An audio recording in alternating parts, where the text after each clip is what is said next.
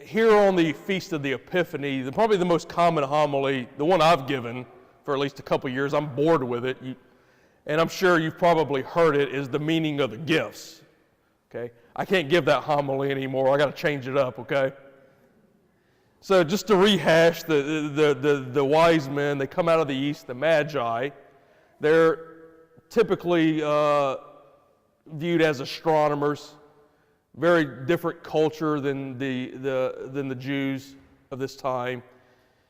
They travel probably a couple of months in a caravan. It's not just them three walking through the desert, and they don't get there overnight. They're coming from a distant land. But they have this sign, they know something important has happened. And if you want to read about the Christmas star, go to the website, Star of Bethlehem. It's a scientific thing about how the stars aligned during this time. Okay? That'll blow your mind, but that's another topic. But they have this sign, they start traveling in this caravan. There's probably many more magi. They're traveling with camels, they're traveling with elephants. This is how they traveled back in the time. And they're carrying these three things with them: gold, frankincense, and myrrh. Gold representing kingship, of course, the kingship of Christ. Frankincense, which is what we have here today, which is offered in all major religions. By the way, it's not just Catholicism. Islam uses it, Buddhism uses it. It's a sign of divinity. All right, and myrrh is a burial spice that they put on people before they die.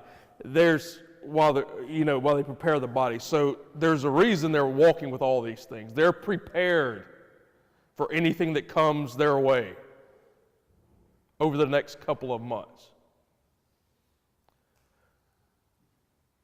But it says something about the gift giver, these three men, the Magi. You can always tell much more about the person by the gift they give. Like I said, I mentioned this before, my grandmother was a great cook. One of her famous things was she would cook pound cakes and give them away as gifts. That was what she was good at. She was prepared. If somebody's good at crocheting, they typically crochet something, they make something. They give that away as a gift. You know they are talented in that aspect. So the gift that's given always kind of refers to the gift giver. So let's look at the Magi as the gift givers. So, because they represent us, they truly do. So the first gift given is gold. It's a symbol of their wealth, their money. But it's much more than that. It's a symbol of their work. How did they get money? They work. For each one of us, how do you get money? I've mentioned this before, the dignity of work. There's something good about that. A job well done, your wealth. What do you do when you come here? The basket comes around, you've sacrificed greatly in your jobs, for your careers, the basket comes around, you give a portion of God, you return a portion of what God has blessed you with back to Him. And I'm not just talking about what you drop in the basket, okay? I'm talking about the sacrifices that you make on behalf of your family and God. That doesn't go unnoticed. It doesn't go unnoticed by God. It doesn't go unnoticed by me as your pastor, which is why I always try to promise to be a good steward of what you're doing. Because I know what I used to do that. I understand you work hard.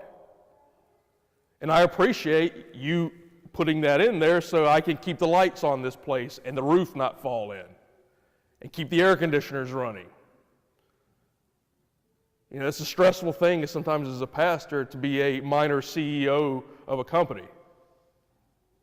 It's not what I'm ordained to do, but I have to do. And so I take great pride in being a good steward, and I hope you do as well, because you've worked hard and you give a portion of that back to God, that gold that you have earned, that wealth that you have earned, that you've put in a good day, that you've worked and labored, and you return that back to God. Gold. Gift we all give.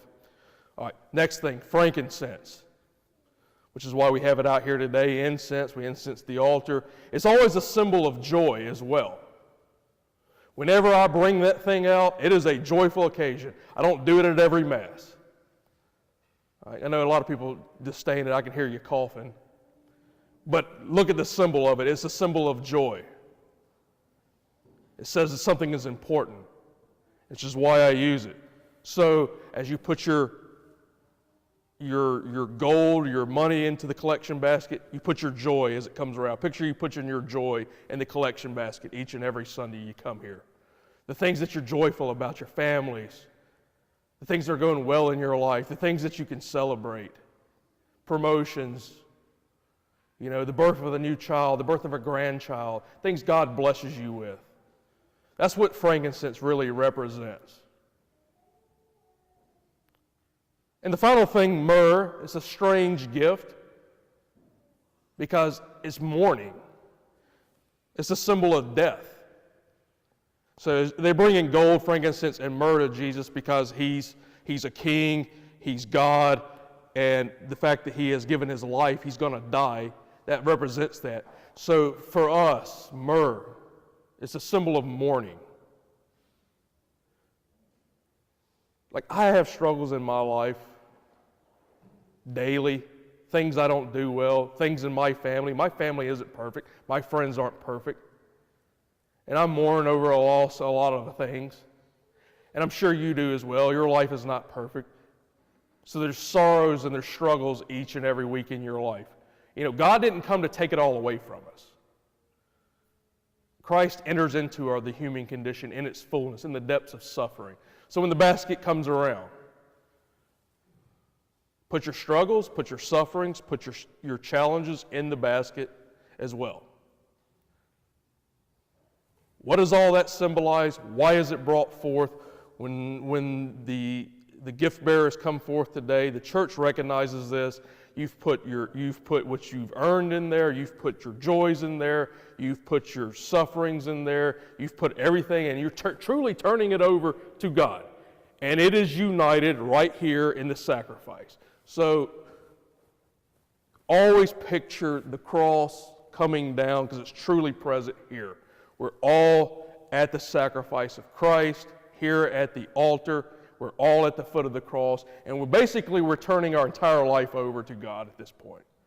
The good things and the bad things, the joys, the struggles, we're all uniting it with that sacrifice that's truly present again. And God responds by saying, you know what, these three gifts that you have given me, gold, frankincense, and myrrh, I'm going to give you something far more. I'm going to give you my very body and blood, soul, and divinity to nourish you and keep you strong and the graces that come from that. And that's truly why we come here. This is why the Mass is the most important thing on earth. It's why no other church can duplicate what we do. We have an understanding of this. And when I lift the body and blood of Jesus up and offer that up, that is all of our lives together in that moment. And that is a beautiful thing, the great gift that is our faith. Be great gift givers. It's not about the gift. It's about the gift giver. And the gift giver is our very lives to God, whom we owe everything.